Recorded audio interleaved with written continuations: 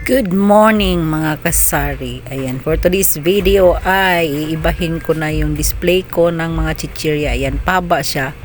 Yung style niya ay pahaba. Ayan. Tapos dyan sa baba, sinimulan ko na yung bagong displayhan mga malalaki dyan. Yung malalaking junk foods. So dyan ko na siya ilalagay yung mga Oishi. Para isahan na lang, hindi na siya ganyang pahaba.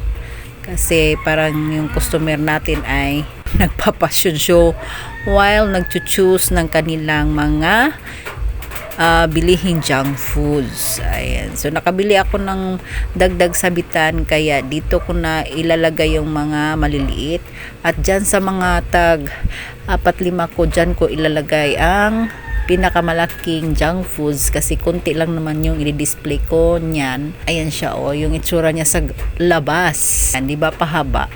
Matagal naman tong ganito yung display ko guys, pero ngayon ko lang naisipan na medyo hassle pala siya. Hindi medyo hassle talaga siya para sa mga tumer ko. So ito na yung kinalabasan. O diba? Ang ganda niya. Ayan. O, dyan yung mga malalaking junk foods, pero isa-isa lang yung naka-display kasi para hindi kukunat agad. Hindi naman yan fast moving. At dyan na yung tag 4-5 ko na junk foods. Kunti lang din yung 4-5 ko kasi ang fast moving ko talaga dito ay yung tag 8. Ayan. Kaya maraming variety yung tag 8 ko.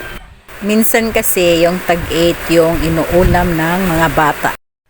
Mas organized na siyang tingnan guys. Yung sa ibabaw yung mga piatos ay tingnan 19 at saka sa baba yung tig 8. At dito naman yung konting mga malalaking junk foods at saka yung taglilimang 4-5 piso kong junk foods at candies.